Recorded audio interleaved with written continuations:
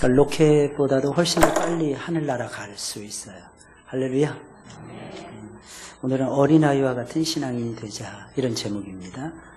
여러분, 우리나라는 최근 들어서 잘하는 것이 정말 많습니다. 세계적인 기술을 보유하고 세계를 선도해가는 상황입니다. 그런데 우리나라가 못하는 것도 많습니다. 그 중에 하나가 무엇이냐면 아직도 많은 아이들을 외국에 입양을 보낸다는 겁니다.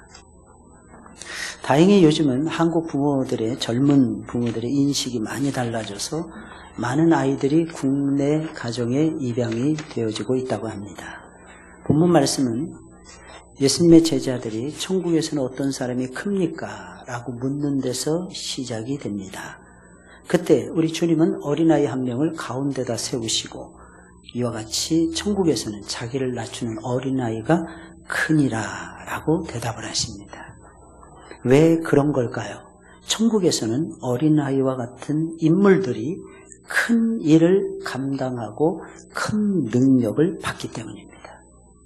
천국에서는 이와 같이 자기를 낮추는 어린아이들의 것이다 라는 것을, 쉽게 말하면 어른들 한 명에 의해서 영향력을 발산되는 것이 아니라 아이 한 명에 의해서 천국의 영향력이 발산이 되어지고 있다는 것입니다.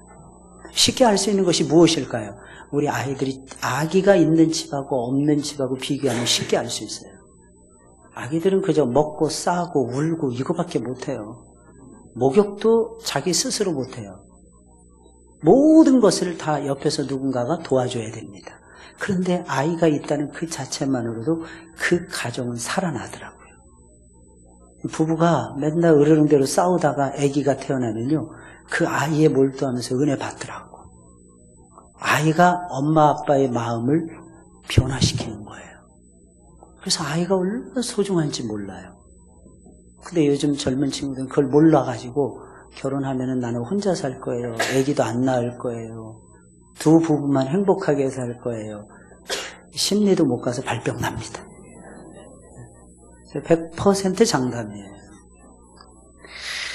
예수님의 제자들은 서열 문제를 가지고 다투고 있었어요. 누가 높으냐. 이 교회에서도 간혹가다 이런 거 있죠. 목사가 높습니까? 장로가 높습니까? 집사가 높습니까? 성도가 높습니까? 옛날에 어떤 분이 저한테 이렇게 물어보시더라고요. 그래서 제가 뭐라고 그랬냐면 목사가 높습니다. 목사가 높습니다. 그랬더니 막 저를 잡아먹을 듯이 덤비더라고. 그 근거가 뭐냐 그러고 막. 당신 모습 보니까 내가 당신보다 높아 보여서. 아니 그거 가지고 뭐 싸울 일이 뭐가 있습니까? 참 희한해요. 예수님의 제자들도 근데 그 문제를 가지고 싸우고 있었어요. 대부분의 사회에서의 이 서열은 연공에 따라서 달라집니다. 연공과 능력에 따라서. 연공이 무엇입니까? 오랫동안 근무한 공로를 얘기하는 거예요. 오랫동안 수고한 공로를 의미합니다. 대체적으로 사회가 보수적일수록 먼저 된 사람의 순서대로 서열이 정해집니다. 진보적이고 경쟁적인 사회일수록 연공 서열은 무시하고 능력별로 승진을 시킵니다. 그런데 예수님의 제자들은 다 그물의 그 밥이었고 아무리 생각해도 도토리 키재기였어요. 누가 먼저일까요? 누가 1순위가 될까요? 12명 중에. 예수님이 없으면 누가 대장 노릇을 해야 됩니까? 나중에 대장 노릇은 베드로가 했습니다. 수제자 베드로가. 근데 베드로를 전도한 건 누굽니까? 베드로가 먼저 믿었나요? 아니에요. 누가 먼저 믿었어요? 그의 동생인 안드레가 먼저 믿었어요. 그러니까 안드레 딴에는 내가 전도했고 내가 먼저인데, 그리고 이상하게 제일 나이 어린 요한을 데리고 예수님이 다니셨어요. 항상 예수님이 따라와서 데리고 다녔던 사람은 세 친구였는데 베드로와 요한과 야고보. 그래서 성경에 보면 복음서에 제일 많이 나오는 인물이 베드로와 요한과 야고보입니다. 근데 이들은 제1그룹을 이루었다고 하지만 실제적으로 사회적인 명성이나 지위로 따지면 이들은 제1그룹이 될 수가 없었어요. 똑똑한 애들이 있었고, 똑똑한 제자들이. 도마라든지 마태라든지. 마태는 이때 당시에 어마어마한 부자였고요. 게다가 지위가 세리였고요. 엄청나게 높은 자리를 차지했던 사람이 마태였어요. 게다가 가룟 유다는 유대 출신의 가룟 유다였거든요. 다 갈릴리 촌놈들인데 얘만 서울 놈이었거든요. 얘가 세계에서 이끌어가는 이 똑똑한 애들을 제끼고 하나님은 이상하게 베드로와 요한과 야고보를 가까이 하셨어요. 그러니까 서로 이 도토리 키재기 하는 거예요. 그래서 예수님께 찾아와서 묻는 거예요. 도대체 누가 높습니까? 그러자 예수님은 어린아이 하나를 가운데 떡하니 세우시더니 천국에서는 이와 같이 자기를 낮추는 어린아이가 크니라 말씀하십니다. 여러분, 천국에서는 어린아이가 크다니까요. 어린아이가 하나님부터 큰 능력을 받는다는 뜻이고, 어린아이가 천국에서는 영향력을 제일 많이 발휘한다는 것입니다. 놀라운 일이죠. 놀라운 일이에요. 이것을 잘 이해하려면 외국에 이민을 간 상황을 생각하면 빠르게 이해할 수 있어요. 아무리 좋은 학교를 나오고 좋은 직장을 다녔어도 외국에 일단 이민을 가게 되면 어린아이입니다. 거기서 할 수 있는 것이 아무것도 없어요. 거기서 완전히 새로 태어나는 거하고 똑같습니다. 집도 얻을 수 없어요. 왜? 시세를 모르기 때문에 월세방 하나도 얻을 수 없습니다. 남들이 다 도와줘야 돼요. 전화도 내 마음대로 못 나요. 말이 안 통하니까요. 차도 내 마음대로 살 수 없어요. 왜냐하면 그 나라의 시세도 모르니까. 파켄세이브 가가지고 슈퍼마켓 가가지고 도대체 무엇이 싼가 이것도 몰라요. 어떤 거를 사고 몇 시에 가야 되는지 전혀 모릅니다. 그리스도인이 된다는 것이 이와 똑같은 것입니다. 그리스도인이 된다는 것은 이 세상을 떠나서 천국으로 옮겨지는 걸 얘기하거든요. 영벌에서 영생으로 바뀌어지는 것을 얘기하는 거거든요. 그렇다면 이 세상에서 누리고 있는 모든 특권, 지식, 명예, 학벌 완전히 다 버리고 예수님이 만든 새로운 천국이라는 세계로 이민을 가는 것이 예수 믿는 거예요. 막 들어가면 내가 할 수 있는 것이 아무것도 없습니다. 쉽게 말하면 세상적으로 하는 방법은 아는데 믿음으로 하는 방법은 어떤 것인지 전혀 모른다는 것입니다. 그런데 예수님을 믿고 난 후에 세상적인 방법을 똑같이 쓰면 절대로 신앙이 성장하지 않습니다. 도대체 어떻게 살아야 될까요, 여러분? 믿음이 잘 자라려면 어려움이 생겼을 때에도 옛날처럼 하지 말고 한 번쯤은 바보처럼 해야 됩니다.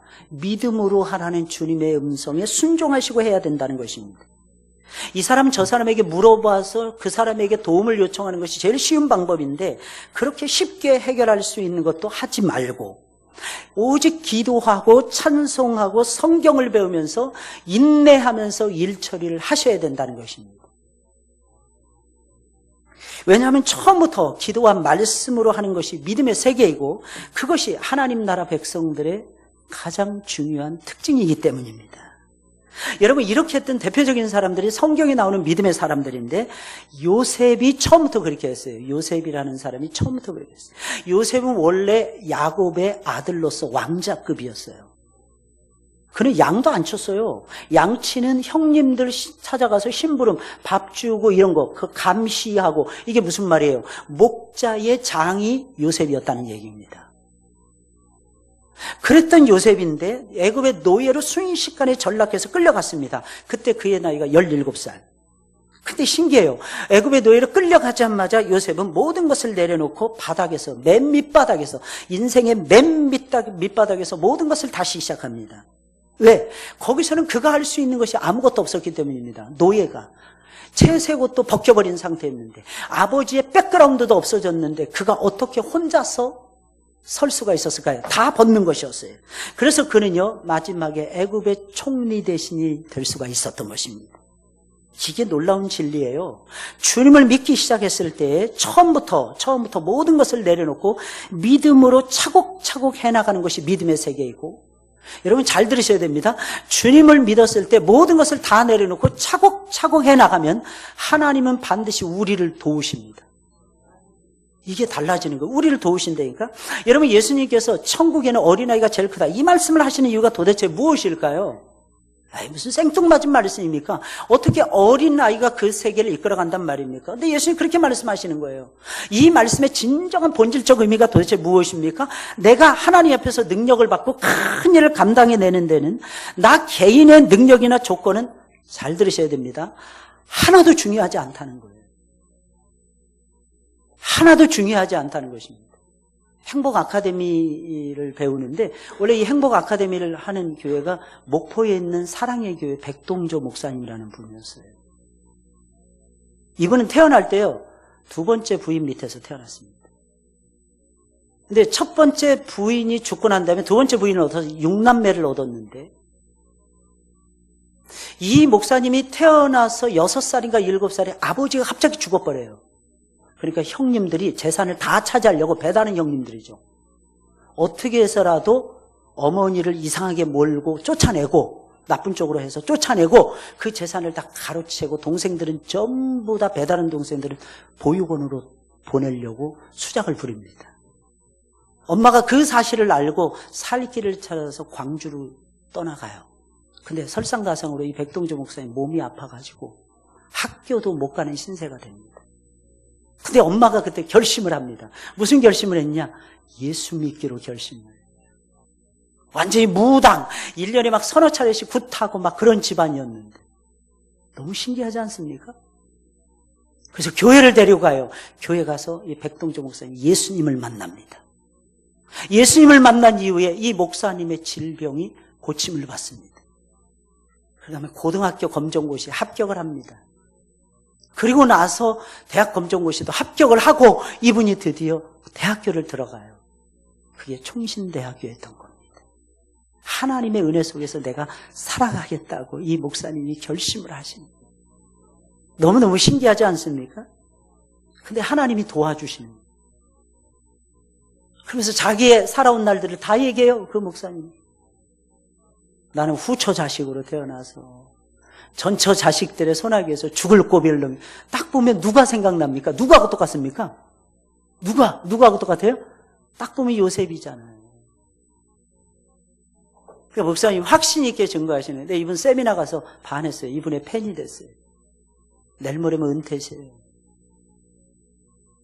얼마나 겸손하신지 전라도 사투리 구수하게 쓰시면서, 처음에는 못 알아듣겠더라고요. 왜 은혜 받은 사람들은, 왜 목사님들은 대부분이 경상도 아니면 전라도일까? 이게 머리가 너무 아파요, 나는. 왜냐면 경상도 사투리 쓰면 뭔 말인지 모르겠고, 전라도 사투리 쓰면 뭔 말인지 모르겠더라고요. 그런데 이 구수함이, 이 정감이 제 마음을 녹이더라고요. 사람은요, 여러분, 사투리 고치려고 하지 마세요. 내가 서울에 산다고. 내가 원래 태어난 곳이 중요하지 않나요? 내가 가지고 있는 강점을 살려가는 것이 중요하지 않나요? 왜? 하나님이 도우시니까. 내 능력과 내 조건으로 되는 것이 아니에요. 중요한 것은 내가 하나님과 함께하느냐 함께하지 못하느냐, 이게 중요한 거야. 내가 하나님의 능력을 빌려 쓰느냐 빌려 쓰지 못하느냐, 이게 중요하다니까요. 내가 하나님과 얼마나 하나가 되어서 완전한 일치를 보느냐 보지 못하느냐에 따라서 모든 것이 달라진다니까요. 그것을 잘하는, 제일로 잘하는 존재가 누구일까요? 어린아이들이에요. 그래서 예수님은 어린아이를 지금 높이는 것입니다. 어른들은 우선 생각하는 것이 복잡해요. 자기 생각이 너무 확고합니다. 확고부동합니다. 자기 생각과 맞으면 받아들이고 맞지 않으면 거부합니다. 절대로 받아들이지 않습니다. 어른들은 게다가 고집이 왕성하게 셉니다. 한 번 생각을 하면 좀처럼 바꿀 생각도 하지 않아요. 그게 틀렸다는 걸 알면서도. 그러나 어린아이들은 생각이 무척이나 단순합니다. 여러 가지 사정을 생각할 여유조차도 없고 능력도 안 돼서 그런지 모르겠지만 한 가지만 좋으면 다 좋다고 말합니다. 어린아이들이 한 가지만 좋으면 다 좋다는 거예요. 애들이. 자기가 어리기 때문에 자기 생각이 절대적이라고 생각하지도 않아요. 그래서 어린이 좋은 생각을 이야기해 주잖아요. 얼른 받아들입니다. 왜 그런지 아십니까? 줏대가 없기 때문입니다. 근데 우리는 잘 들으셔야 돼요. 쓸데없는 데서 줏대를 부리지 않나요? 그 정도로 아이들은 겸손하기 때문입니다. 그래서 예수님께서는 제자들이 천국에서는 누가 큽니까? 라고 물었을 때 예수님은 이렇게 답을 해주신 거예요. 단지 어떤 사람에게 하나님이 더 큰 복을 주시느냐, 어떤 사람이 천국에서 큰 자리를 차지하고 어떤 사람이 천국에서 능력을 발휘하느냐, 이걸 말씀하신 것입니다. 하나님의 더 큰 능력이 나타나는 사람 누구냐는 거예요. 절대적으로 전폭적으로 하나님을 의지하는 사람. 그게 어린아이라는 거예요. 그래서 아이들 보세요. 아기 때 애들 보세요, 여러분들. 멀리 있어요. 엄마가 저 위에 있어. 높은 자리에 올려본 적 있죠, 여러분? 저도 그랬어요. 우리 하용이 도인 키우면서 높은 자리에 올려봤어요, 여러분. 제가 받아준다고 이렇게 팔을 딱 벌리잖아요. 아무 생각 없이 그냥 뛰어내립니다. 클수록 얘네들이 계산을 하더라고. 뛰어내리지 않더라고. 아기 때는 그냥 확 안겨버리는 거예요. 확 안기는 거예요. 여러분, 우리도 똑같지 않습니까? 신앙생활 어렸을 때는 하나님께 다 맡겨. 근데 믿으면 믿을수록 안 맡겨. 이거는요, 목사님 제가 해야 될 일입니다. 그럽니다. 과연 그럴까요? 근데 참 죄송한 얘기지만 할 만한 주제나 되면 괜찮죠. 예를 들겠어요. 손가락에 가시 하나만 딱 박혀도 산에 중매하는 존재가 우리들이에요. 어떤 사람이 중요한 시험을 앞두고 시험 준비를 했습니다. 찬바람 불면은 안 될 것 같아요. 감기 걸릴까봐 옷도 막 주워 입고 막 다 했어요. 근데 하루 전날에 큰 독감에 걸리고 말았습니다. 땀을 뻘뻘 흘리면서 시험장에 들어갔는데 안 되는 거예요. 생각이 안 나는 거예요. 왜? 계속 식은땀이 나는 것이었어요.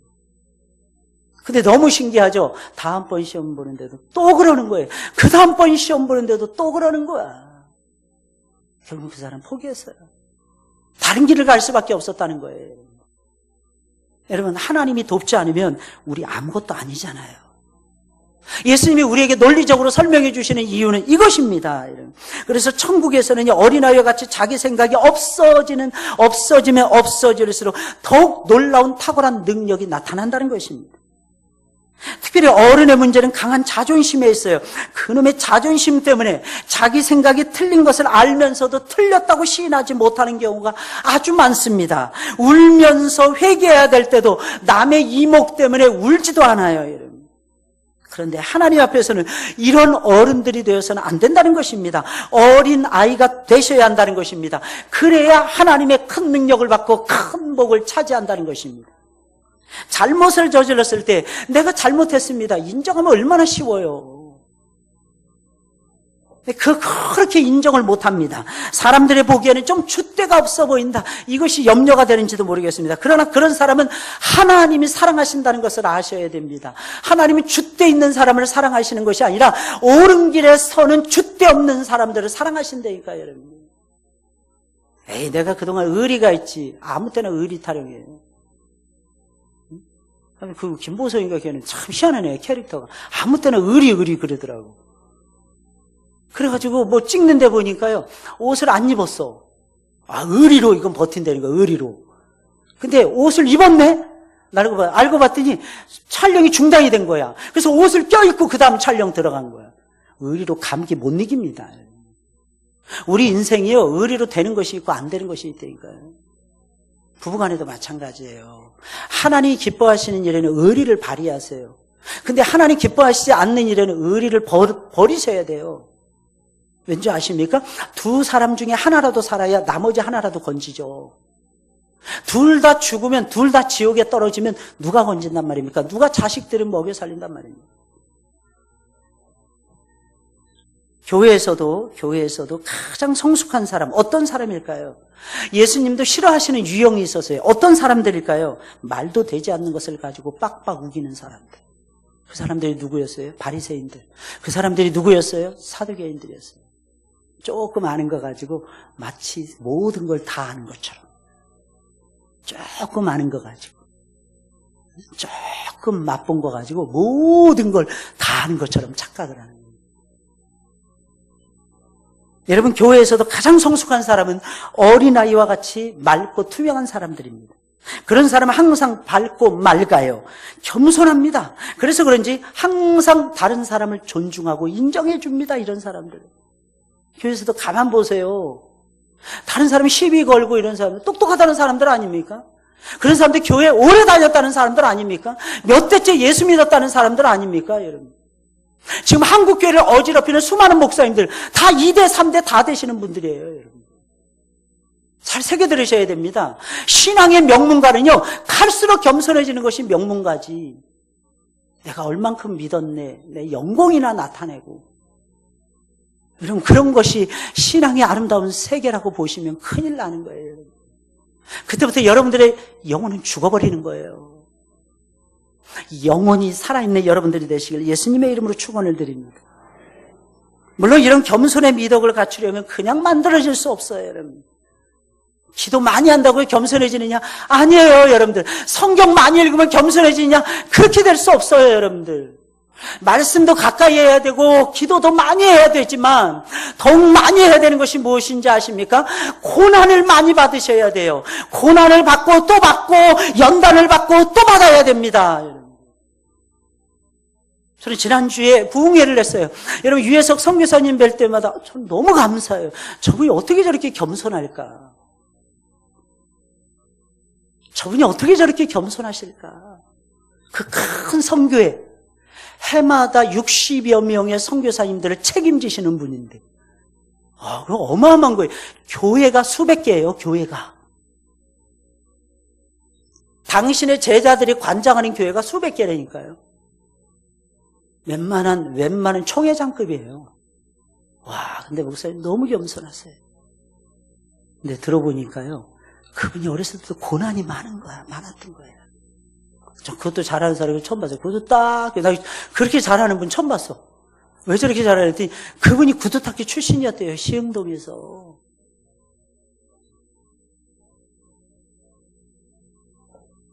고난이 그래서 중요한 거예요. 여러분, 제발 주님과 함께 고난 받으세요. 아멘 안 하시죠? 왜? 고난 받는 건 징글징글하기 싫으니까. 근데 여러분, 고통이 없이는, 눈물이 없이는 천국이 안 보입니다. 안 보인다니까요. 우린 불편한 거 징글징글하게 싫어합니다. 근데 불편해야 마음이 열려요. 불편해야 하나님이 보인다니까. 불편해야 하나님이 보이신다니까요. 연단 많이 받으셔야 돼요. 연단을 받고 또 받으셔야 돼요. 받고 또 받으셔야 돼요. 다른 건 양보해도 연단 받는 거 양보하지 마셔야 됩니다. 그럼 깨달아요. 나 이상으로 다른 사람이 소중하다는 것을 깨닫게 됩니다. 다른 사람이 실수해도 대충 넘어가줘요. 눈 감아줘요. 왜? 나는 더 큰 실수를 옛날에 범한 죄인이라는 걸 알기 때문입니다. 사도 바울 보세요. 정말 겸손하잖아요. 자기는 죄인 중에 괴수래요. 처음 예수를 믿었을 때만 그 말한 것이 아니었어요. 교회를 어마어마하게 많이 세우고 세계를 돌아다니면서 선교활동 하시면서도 사도 바울이 늘 고백했던 유명한 말, 나는 회방자요 포행자요 핍박자였느니라. 나는 죄인 중에 괴수였느니라. 나는 만삭되지 못하여 난 자와 똑같으니라. 모든 사람에게 주님의 부활이 다 보여졌는데 맨 마지막에 나에게 보일 정도로 나는 교만하고도 교만한 죄인이었노라. 끝까지 겸손하잖아요. 왠지 아십니까? 그는 계속되는 연단을 받았기 때문에. 여러분, 이 연단이 행복한 거예요. 그래서 그는 디모데 전후서를 쓰면서 핵심이 복음이었어요. 핵심이 또 다른 것이 고난이었어요. 너희는 복음과 함께 고난을 받으라. 너희는 나와 함께 고난을 받으라. 너희는 주 예수와 함께 고난을 받으라. 이게 축복이에요. 이게 축복. 홍수 그 이유라고 하는 책을 보면 하노스라고 하는 사람이 주인공으로 등장합니다. 근데 그 하노스라는 사람 계속 연단받아요. 부모의 사랑으로서 멀어집니다. 부모의 축복을 빼앗깁니다. 자기가 누릴 수 있는 것도 다른 사람에게 빼앗깁니다. 그러면서 불구하고 계속해서 그 사람이 주인공 노릇을 합니다. 왠지 아십니까? 하나님은 그를 보고 계셨기 때문입니다. 이게 중요한 거예요. 왜 나만 당하는 고난이라고 여러분들 하나님 앞에 항변할 때가 얼마나 많습니다. 다른 사람 다 안 아픈데 왜 나만 아프냐고 여러분 우길 때도 있지 않습니까, 여러분들? 근데 여러분, 그게 복이라니까요. 그때 마음이 온유해져요. 그때 마음이 넓어지고 그때 마음이 관용이라는 게 생겨요. 그리고 겸손해지는 것입니다. 우리가 예수님을 초청하는 것보다 사람들을, 어린 아이들을 초대하는 것이 훨씬 더 기쁘다고 말씀하십니다. 어린아이를 영접하는 것이 곧 나를 영접하는 것이라고 말씀하십니다. 5절에 있는 말씀이에요. 자기 혼자 열정에 미쳐서 날뛰면서 그것이 좋은 신앙이라고 우기는 사람들이, 스스로 자위하는 사람들이 얼마나 많이 있는지 몰라요.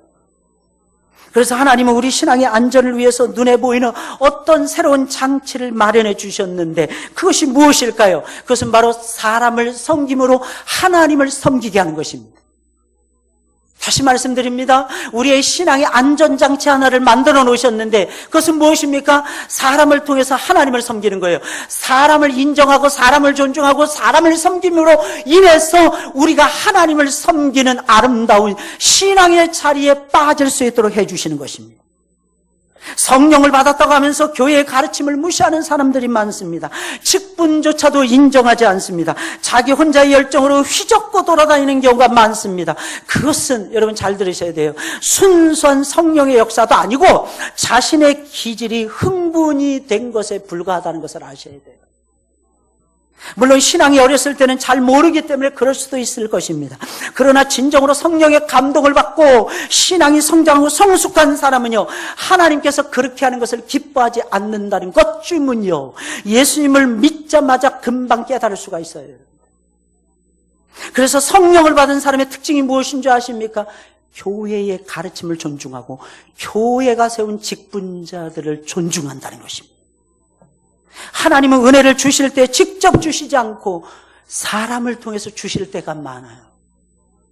그래서 신앙이 성숙하면 성숙할수록 교회의 중요성을 더 느끼게 되는 것이고 다른 사람의 가르침에 훨씬 더 귀담아 들으면서 더 많이 순종하고 복종하게 되는 것입니다. 그리고 하나님이 다른 사람에게 잘해주는 것을 통해서 하나님을 섬기는 것을 기뻐하신다는 것도 깨닫게 됩니다. 하나님이 어린아이를 영접하고 섬기는 것을 매우 기뻐하신다는 것을 알게 된다는 것입니다. 그러니까 도움이 필요한 어린아이를 외면하지 못하게 되는 거죠. 어린아이가 그러면 누구일까요? 어려움에 처한 모든 사람들이 어린아이입니다. 어려움에 처한 모든 사람들이 다 어린아이라니까요. 먼저 경제적으로 어린아이. 경제적으로 어려운 사람들이 어린아이입니다. 복음을 모르는 어린아이, 예수 안에서 거듭나지 못한 사람이 어린아이입니다. 이제 막 교회에 나온 사람들, 봉사가 필요하고 헌신이 필요한 사람들, 그 사람들이 어린아이들이에요. 다시 말해서 그런 사람을 돕는 것이 예수님이 말씀하시는 어린아이를 돕는 것이고 어린아이를 영접하는 일이 된다는 것입니다.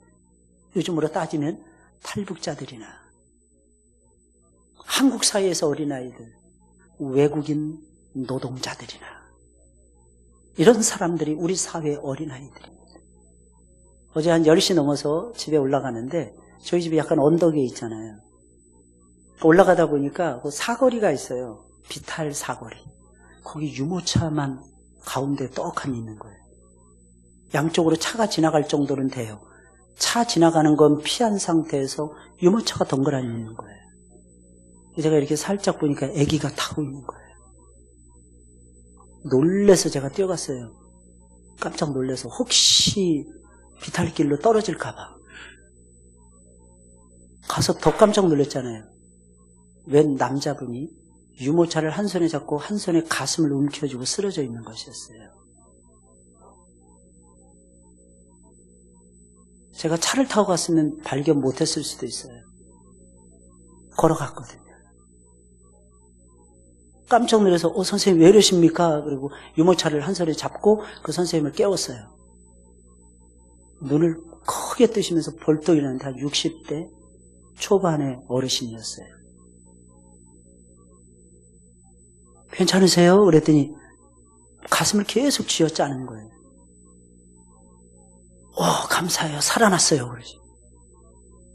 아니 왜 그러세요? 그랬더니 제가 종종 응급실에 이렇게 실려갑니다. 심장이 나빠서. 근데 누군가가 옆에서 깨워야 제가 깨어나는데 아무도 안 깨워줬는데 그래서 오랫동안 한 손에 유모차 잡고 애 떨어질까 봐. 손 주세요. 손 주라는 거예요. 근데 알고 봤더니 아들이었어. 그분이 탈북자. 한국에 와서 그 아이를, 막내를 낳은 거예요. 큰애는 이미 커서 직장을 다니는데 얘는 막 태어난 거예요.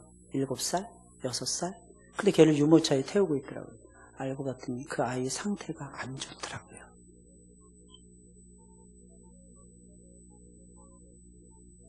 연신 고맙다는 거예요. 그러면서 당신 집이 어딘데? 제가 제 얘기를 했어요. 나 여기 교회 목사라고. 누구신데 이렇게 날 도와주셔서 감사해요, 감사해요 막 그러시는 거예요. 누군가가 옆에서 딱 깨워줘야 자기가 깨어난다는 거예요. 저는 어젯밤에도 목사의 직분을 다했습니다. 어젯밤에도. 영혼 하나, 둘을 살렸죠, 순식간에.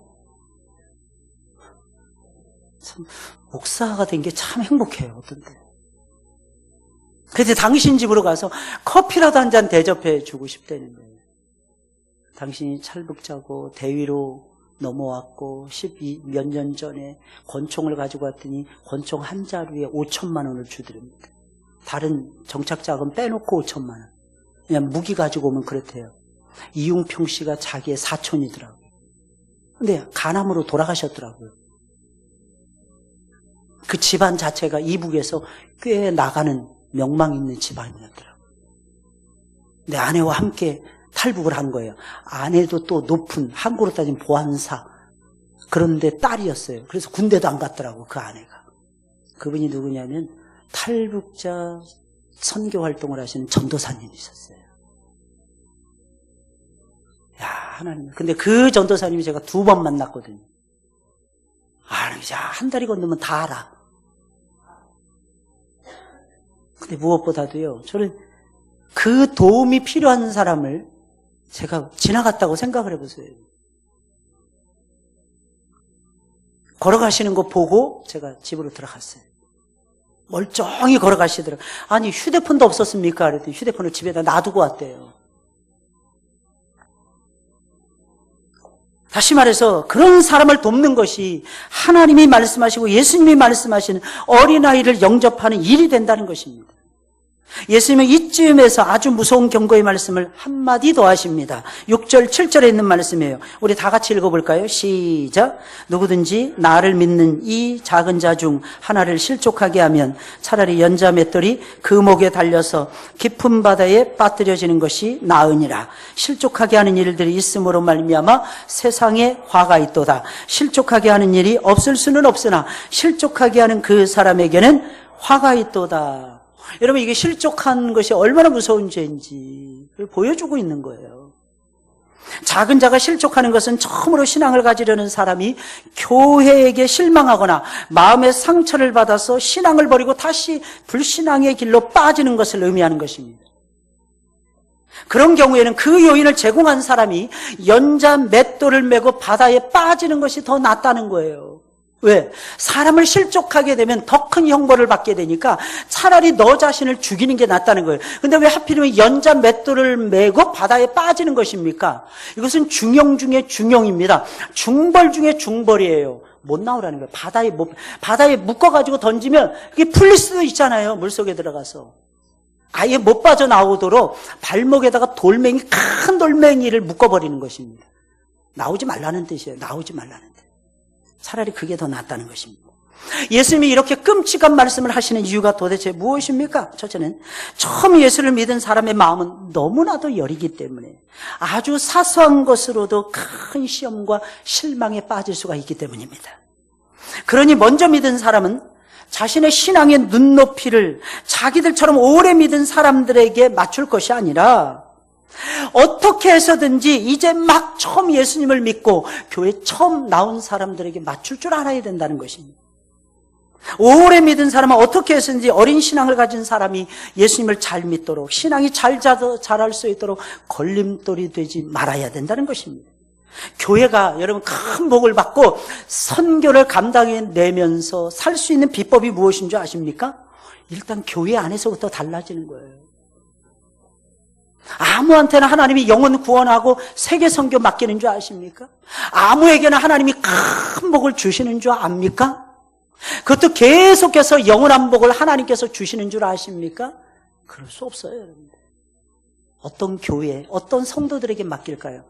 눈높이를 자기들, 오래 믿은 자기들 수준에 맞추는 것이 아니라 이제 막 예수님을 믿기로 돌아온 사람들에게 모든 초점을 다 맞추고 어떻게 해서든지 그 영혼을 살려보겠다고 훈련되어 있는 사람들, 바로 그 사람들에게 하나님이 복을 주십니다. 아무에게나가 아니에요. 난 직분 맡았는데. 아니요. 직분 가지고 되는 것이 아닙니다. 둘째는 어린 신자들은 먼저 믿은 사람들의 모습을 통해서만 예수님의 모습을 보기 때문입니다. 그런데 이상하게 똑똑하고 말 잘하는 것을 통해서 예수님을 보는 것이 아니에요. 뭘 통해서? 묵묵히 순종하고 자기를 희생하는 먼저 믿은 자들의 헌신하는 모습을 통해서 예수님의 모습을 발견합니다. 헌신하는 모습을 통해서. 그러나 사실은 먼저 믿었다고 하더라도 예수님을 아주 조금밖에는 우리는 닮아가지 못합니다. 100% 가운데서 어느 정도 예수님 믿을 수 있을까요? 우리가 이 세상에서 어느 정도? 어느 정도 예수님을 우리가 온전히 믿을 수 있을까요? 100% 가운데서 90%? 80%? 50%? 아니요. 어느 경건한 신학자가, 어느 경건한 목사님이, 믿음의 선배 목사님이 이렇게 표현하시더라고요. 5% 믿으면 많이 믿는 됩니다. 5% 닮아가면 많이 닮아간다. 여러분들 그렇잖아요. 수십 년을 믿어도 여러분들이 옛사람의 기질이 그대로 있잖아요. 그렇지 않나요? 지난주에 은혜 많이 받으셨습니까?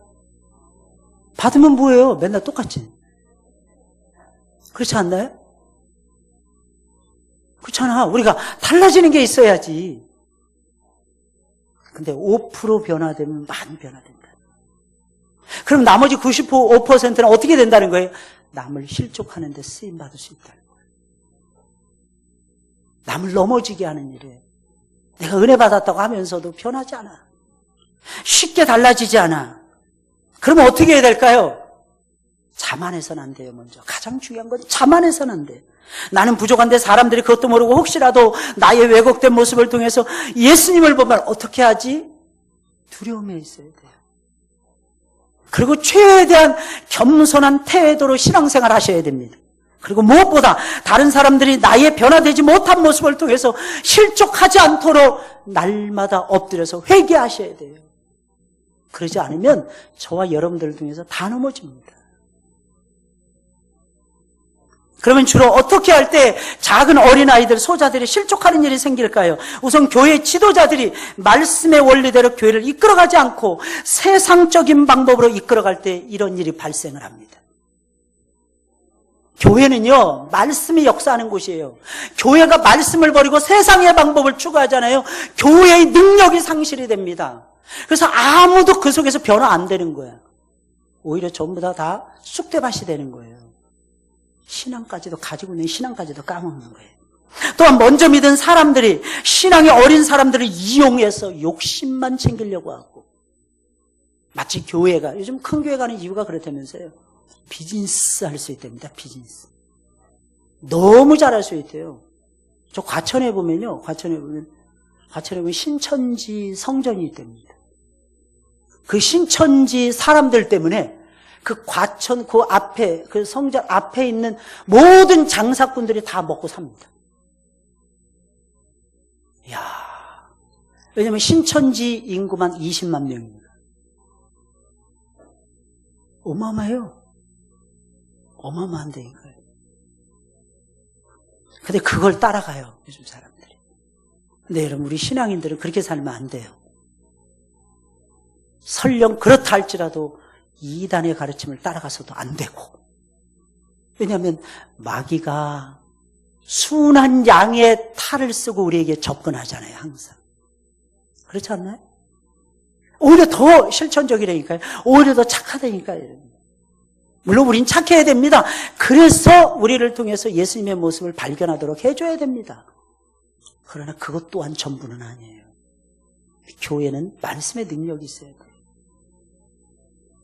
또한 그것을 이용해서 욕심을 챙기려고 해서는 안 돼요. 성도들의 관계 그저 인간적인 관계로 흘러가서는 안 됩니다. 예를 들겠어요. 중직자 투표를 하는데 자기는 될 거야. 왜? 내가 찍어줄 거야. 내가 다 몰이할 거야. 맞을까요? 틀릴까요? 생각을 해보세요.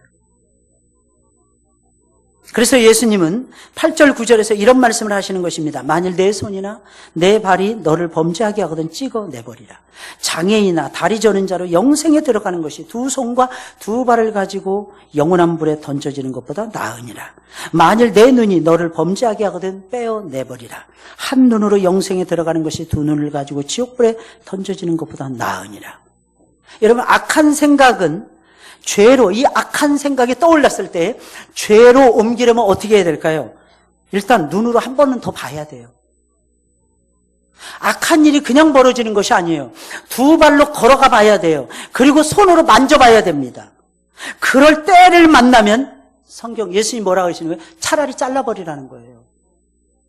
아주 오래전에 춘천가도를 쫙 달리다 보면 러브 호텔이 쫙 있어요. 그런데요, 러브 호텔에 앞에 차가 잔뜩 있어요. 대낮인데도.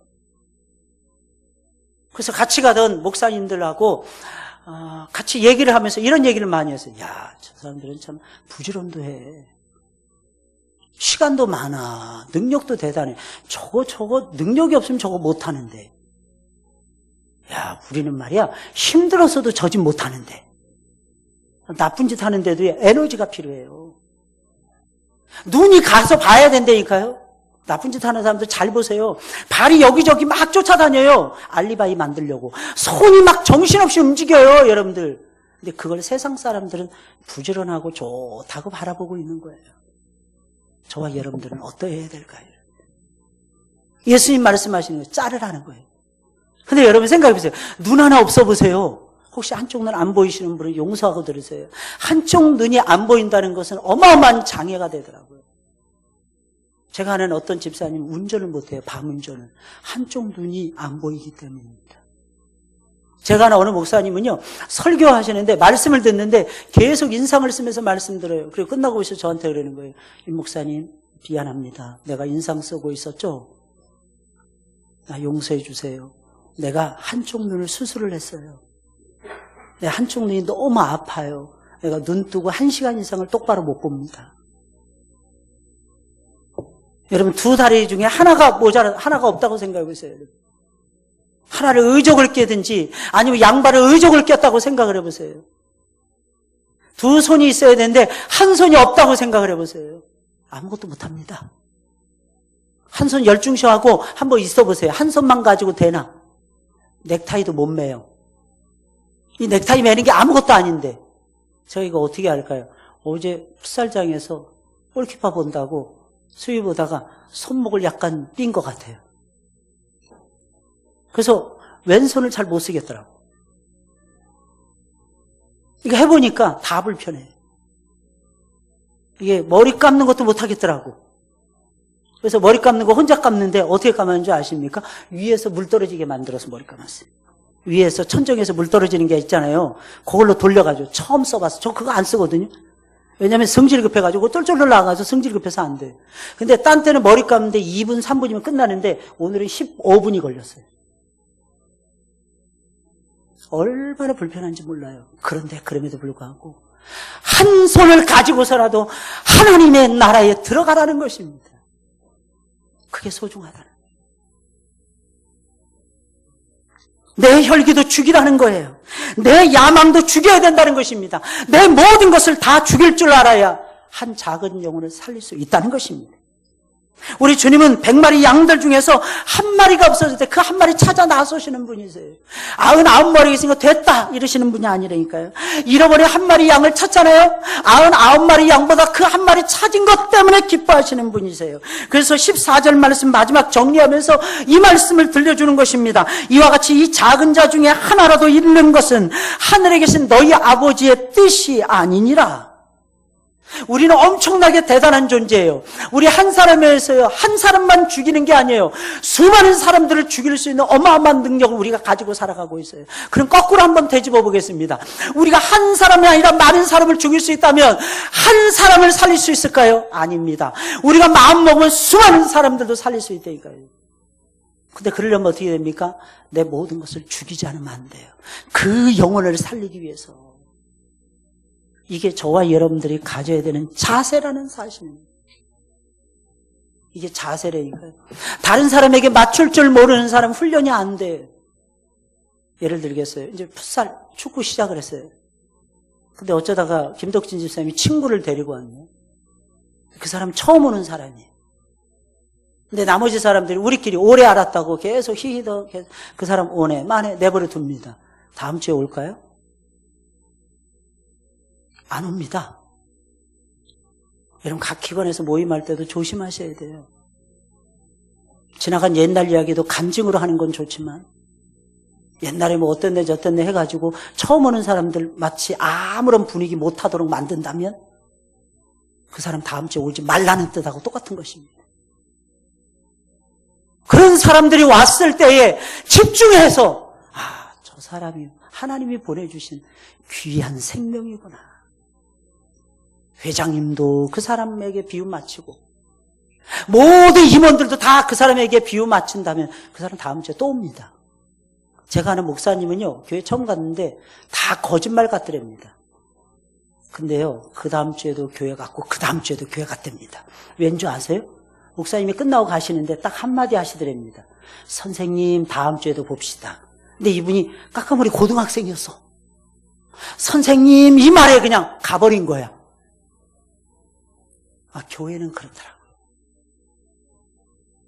교회는요, 다 높임을 받는 사람들만 온다고 생각하시면 돼요.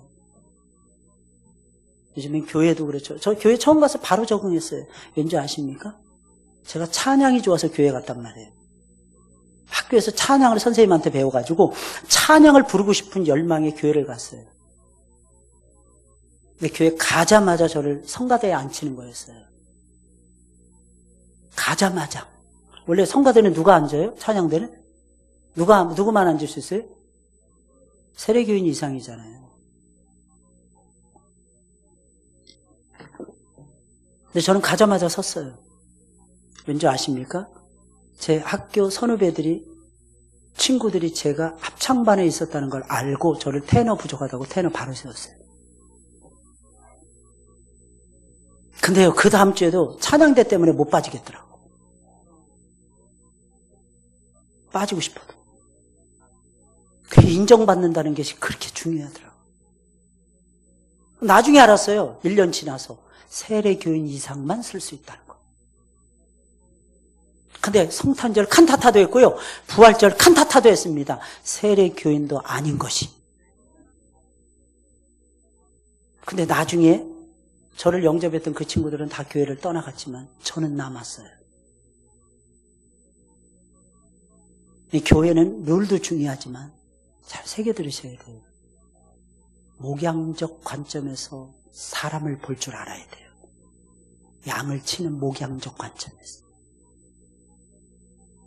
정말 사랑하셔야 되고 한 사람 한 사람이 왔을 때 집중해야 되고 누가 시험이 들면 발이 닳도록 찾아갈 줄 알아야 되고 그러면서 누구 탓만 하면 그 사람은 영원히 못 따라올 수 있습니다. 이렇게 생각하셔야 돼요. 저 사람이 나 때문에 안 나오는구나. 예? 나 때문에. 여러분 어린아이가 소중한 이유가 뭔지 아십니까? 어린아이 한 명을 전도자라면 부모가 뒤집어져요. 부모가 교회 나옵니다. 어린아이 한 명이 예수 믿잖아요. 가정이 변화되더라고요. 어린아이 한 명이 변화되잖아요. 교회가 살아있더라고요. 여러분 교회도요 썰렁한 교회 있더라고요. 저 2주 전에 어느 교회 가서 헌신 예배 인도했는데 너무 썰렁하더라고요. 알고 봤더니 애들이 없어. 그 교회는. 우리 교회보다 큰 교회인데 애들이 없더라고요. 애들이 없어요. 애들이 시끌벅적하고요. 살아있어야. 특히 오늘은 어린이 주일이잖아요. 소중한 아이들. 우리는 너무 애들을 물고 빠는 데만 정신을 잃어버립니다. 그렇게 되면 절대로 안 되고요. 아이들에게 바른 주의 교양과 훈계로 양육하면서 아이들에게 먹일 것은 먹이면서 아이들을 우대할 줄 아셔야 된다는 뜻입니다. 진정한 우대는요. 신앙을 먹여주는 거예요. 하나님 말씀을 먹여주면서. 할렐루야. 그래서 잘 키워내세요. 여러분들. 손주들 너무 이쁘지 않나요? 버릇없는데도 할아버지 막 그냥 머리끄댕이 잡아당기고 막 콧수염도 막 뽑고 막 그러는데도 좋다고 그래요. 제발 그러지 마세요. 이놈 해야 됩니다. 그럴 때. 또 제가 이런 말씀하면 또 그럽니다. 목사님 아직 손주를 안 보셔서 그래요. 아, 진짜 가지가지들 하셔, 진짜. 다 똑같습니다, 여러분. 다 내 새끼들이잖아요. 그때도 엄하게 할 때는 엄하게 하셔야 돼요. 그게 사랑이에요. 가르쳐줄 거 가르쳐주면서. 그런데 한 영혼, 어린아이 특히 변화되는 것이 이처럼 소중하다는 거. 할렐루야! 기억하시고 승리하시길 주의 이름으로 축원을 드립니다. 우리 찬송 부르겠습니다.